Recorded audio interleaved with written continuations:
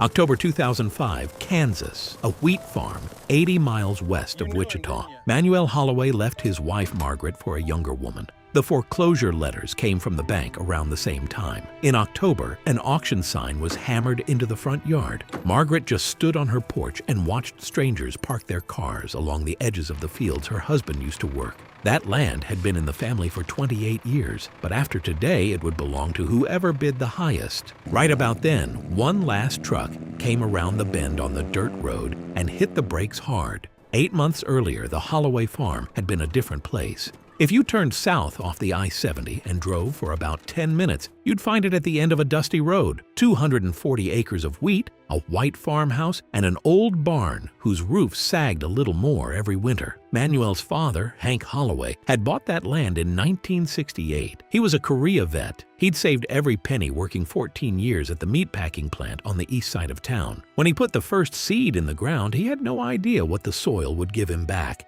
That's Kansas dirt for you. When the money from the first harvest came in, he put his wife in the front seat of his truck, drove into town, and ordered breakfast for two at the diner. That diner was still open. And on that Saturday morning at 8 o'clock, a man was sitting at the corner table of that same diner. Faded jeans, a worn leather jacket, black coffee, and a half-eaten omelet on the counter in front of him. He'd been driving all night, and the exhaustion was written all over his face because he had a concert to get to in Denver. But the quiet Kansas morning had made him decide to stop and rest for a while. The diner was small, 6 tables, a coffee machine behind the counter, a faded Kansas Jayhawks poster on the wall. The waitress was a middle-aged woman, the talkative kind, and as she refilled his cup, she asked, "You here for the auction too?" The man looked up.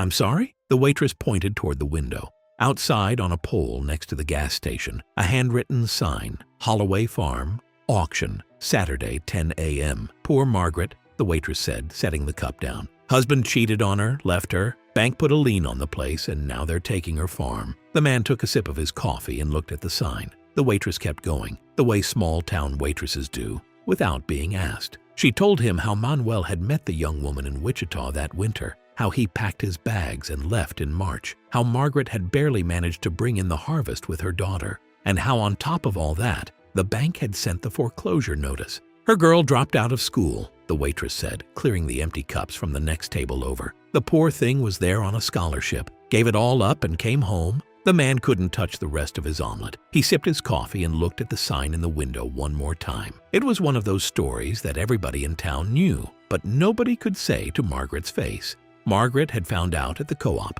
One Thursday afternoon, she walked in, and Dolores Rivera and Helen Parks were talking at the front counter. The moment they saw Margaret, they both went quiet at the same time. Dolores put a can on the shelf but missed, and it dropped to the floor. Margaret understood right then that everybody already knew. When she got home, she put the grocery bags on the kitchen counter and didn't open a single one. As if all of that weren't enough, the divorce papers came through a lawyer. Manuel left her his half of the farm, not out of generosity, because the land was worthless to him. His side of the bedroom closet had emptied overnight, the hangers left bare, and Margaret couldn't bring herself to close that gap for weeks. But still, when neighbors she'd known for 30 years knocked on her door, Margaret opened it, thanked them, offered them something, and didn't say a single word about Manuel to any of them. The silence in the house at night was different now. There used to be the sound of Manuel pulling off his boots in the kitchen, the faucet turning on, the fridge door closing. Now there was only the rustle the wind carried in from the stubble field, and even that died down before dawn. What really hit Margaret the hardest was the way Claire left K-State. Her daughter was in her second year, one of the top students in agricultural engineering. Her professor had taken her on as a research assistant and was preparing her for the doctoral program. One Friday evening when Margaret said on the phone, "The machine broke down. I don't have money for a mechanic," Claire made a plan.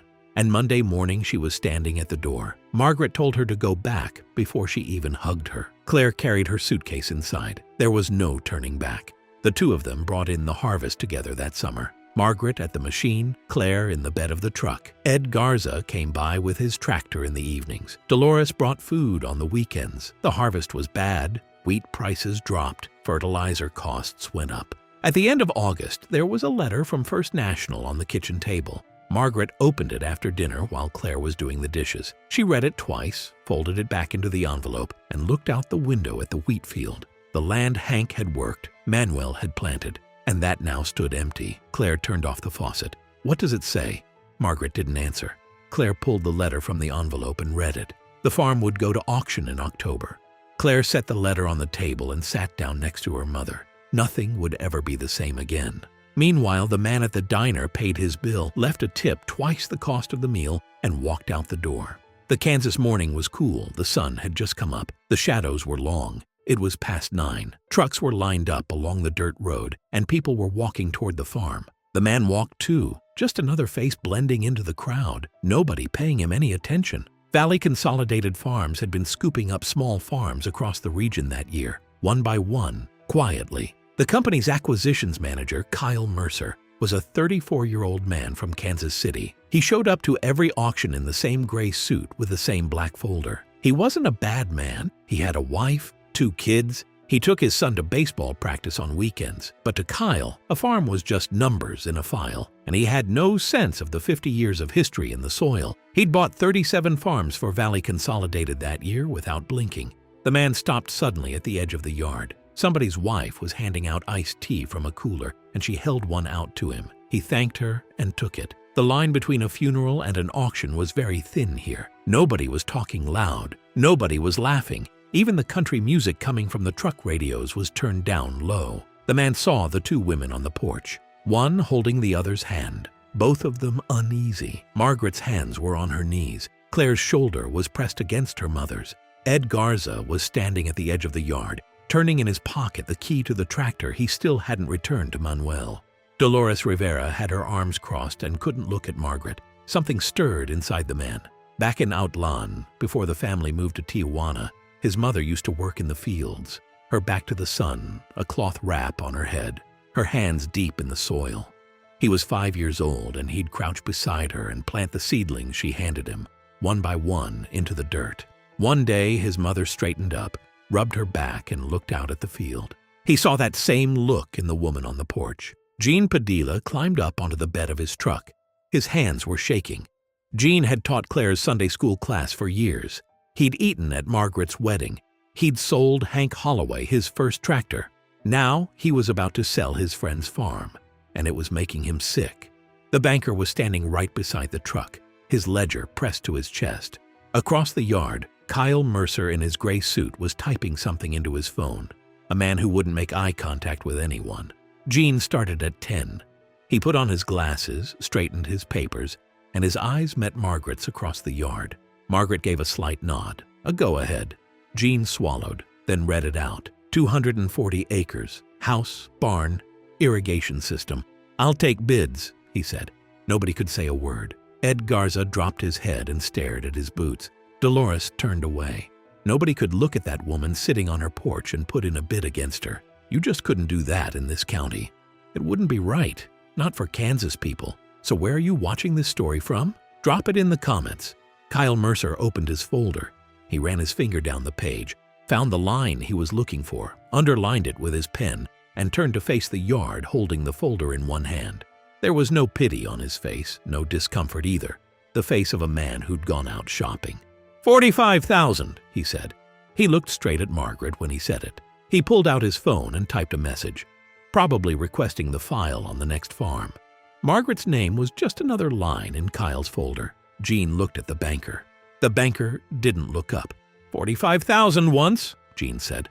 Margaret didn't move. Claire reached for her mother's hand and held on. Things were getting strange. 46,000.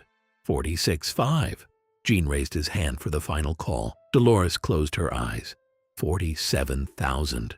And right then, from the edge of the yard, from a man nobody recognized, a voice came. 90,000. Every head in the yard turned at the same time. The voice had come from inside the crowd, from the back near the barn. And Gene Padilla couldn't see who it belonged to because the man was buried among the people. "Say that again," Gene said. 90,000. Nobody had seen this coming. Kyle Mercer spun around. He tried to find the man in the crowd, but the faces blurred together. In all the other farms he'd bid on, nobody had ever stepped up against him. This man was not in the plan. Things were not going the way he'd expected. 95. Kyle pressed his folder against his chest. 100, 105, 110. As the seconds ticked by, Everyone in the yard was running the same math. 110,000 was more than this land would bring in a bad year, and the last 3 years had been very bad. Kyle looked at the banker, but the banker's face had gone blank with shock. Kyle closed his folder, even if he couldn't admit it to himself. He'd lost. He walked across the yard toward his car. His steps were quick. His shoulders had dropped. He opened the door, sat behind the wheel, and didn't start the engine. He put his hands on the steering wheel, and you could see he couldn't swallow the defeat. 110,000 once, Gene said. He'd been in this town for 30 years, but he'd never felt anything like this before. 110,000 twice. Sold. Margaret was on the porch holding Claire's hand, trying to understand what had just happened. The man started walking forward through the crowd. People stepped aside, not knowing why, just instinct. Up close, he looked to be in his late 50s, gray in his hair, lines on his face from the wind and the years. But there was still something moving behind his eyes. A silver ring with a green stone on his finger, and on the fingers of his left hand, calluses left by strings, decades of them. As the man stepped forward, he passed right by Ed Garza, shoulder to shoulder, half a yard apart. Ed saw his face, not the profile, the full face, the jawline, the lines around his eyes, the ridge of his nose. His son had given him the Supernatural album last Christmas, and he played it every week, and he knew that face on the cover by heart. Ed's legs went weak. He grabbed Dolores's arm, tight, like he needed her to keep himself standing. "Lord," he said under his breath. "That man is Carlos Santana." The man stepped up beside Gene Padilla. He pulled a small silver phone from his pocket and dialed a number. The conversation was short. "It's Carlos. Wire 110,000 to Wichita First National now." He hung up and turned to Gene. "The bank will have the money by noon. The debt, the interest, your fee, whatever's left goes to Mrs. Holloway." Gene nodded. He couldn't speak because he'd placed the face, and there was a knot in his throat. "Draw up the deed." Gene got the forms from the cab. He started filling them in on his knees on the truck bed, the wind tugging at the edges of the paper. 240 acres, house, barn, irrigation system. He got to the buyer's name line. "Who do I put?" The man looked toward the porch. Margaret and Claire were still on the steps, hands locked together. Right then the man made a decision. But the source of that decision wasn't this yard. It was years ago in another country. "Margaret Holloway," he said. "It's her farm. Put her name down." Gene took off his glasses, wiped his eyes, put his glasses back on, and kept writing. When Gene finished the deed, he climbed down off the truck and walked toward the porch. With every step, the yard got a little quieter. The whispers stopped. Everybody watched Gene climb the steps. Gene placed the deed in Margaret's hands. He leaned forward and whispered, "Margaret, do you know who that man is?" Margaret shook her head. She didn't. Carlos Santana. The Woodstock legend, Carlos Santana. The name meant nothing to Margaret, but behind her, in the yard, Ed Garza's eyes had filled with tears, and Dolores Rivera could finally look at Margaret. Margaret read the deed. She saw her own name. The world seemed to stop. Her hand started shaking, and when Claire read over her mother's shoulder, she held her breath. "I can't accept this," Margaret said. Her voice was barely there. "I can't repay this debt." The man was standing on the bottom step of the porch. He was quiet for a few seconds before he answered, closed his eyes, and opened them. Everyone was waiting to hear what he'd say. "Mrs. Holloway, I was 8 years old in Tijuana. My father was a violinist. He'd be gone for weeks, playing in other cities.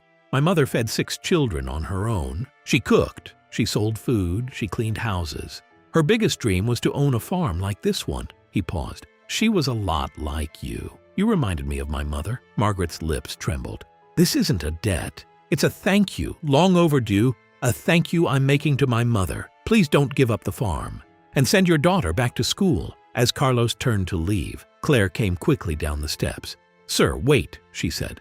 The man stopped. "Your mother, the one who worked the fields, what was her name?" The man half turned. "Josefina," he said. Claire nodded. "I'm going to name my daughter that." He turned and walked through the crowd to his truck. Ed Garza was standing in the road, and as the man passed, he stepped aside without looking up. Whether out of respect or shock, he didn't know himself. The man paused before opening the door and looked out at the wheat field, golden in the October light. Then he got in and pulled onto the I-70 heading west toward Denver, toward the last stop on the tour. Kyle Mercer was still sitting in his car. He was watching Claire in the rearview mirror, the girl pressing the deed to her chest. Deep down, he knew his own daughter could end up in the same position someday. Nothing would ever be the same again, at least not for Kyle Mercer. He started the engine and pulled onto the I-70 toward Kansas City. That evening, Margaret and Claire sat on the porch for hours. Margaret brought 2 cups of coffee from the kitchen, sweet, dark, the way she used to make it for Manuel, but this time for her daughter. The deed was on Claire's lap. They watched in silence as the sun went down over the wheat field, but everything was just beginning. At some point, Claire leaned into her mother, and Margaret stroked her daughter's hair. After a while, they talked about everything that had happened. Margaret brought in that harvest. Ed Garza came by in the evenings, and this time, he wouldn't take her money. The harvest was bad again, but it didn't matter. The farm was hers. There was no debt anymore. She worked that land for 18 years. She learned to drive the tractor, learned the timing of the seed. In winter, she'd walk the edges of the fields alone, check the soil, look at the fences. The work Hank had done years ago was hers now. Claire went back to K-State, got her degree, and came home because she knew that's where she belonged. She married a farm boy from the county, Tom Callahan, and the 2 of them worked the land alongside Margaret. After everything that had happened, they worked harder. Kyle Mercer never stopped telling this story. At business dinners, in bars, even at his daughter's graduation. He told it differently every time, but the name on the deed was always the same. The name of the man who paid never changed. Santana went on with his life and his concerts, right where he'd left off. Margaret wrote a letter every harvest season to Carlos Santana, care of the management address she'd found online. She'd write about the farm that year, the harvest, the prices, what Claire was up to. Short letters, a page, sometimes half. None of them ever got a reply. For 15 years, every November, another letter went out. Margaret had gotten used to it. Some debts can't be repaid with words, but life had different plans for her. In December of the 16th year, a package arrived. Inside was an oven mitt, green fabric with pink flowers stitched into it. There was a single note inside. "This was my mother's. Keep it in your kitchen." There was no return address. Margaret slipped the mitt onto her hand that day. The fabric had gone thin from washing, but the stitching held. The pink flowers had faded, but you could still make them out. She carried it to the kitchen and hung it on the nail below the framed deed. When Claire came into the kitchen that evening, she saw the mitt. "What's that?" Margaret didn't answer. She smiled. For the first time in a very long time, she smiled. On this channel, we make videos to pass on the beautiful things that have come from Carlos Santana's heart to future generations. You can support us by subscribing to our channel and liking our videos. And as we do with all our other videos, let's close with a Carlos Santana quote that should never be forgotten. "I am here to give voice to the invisible,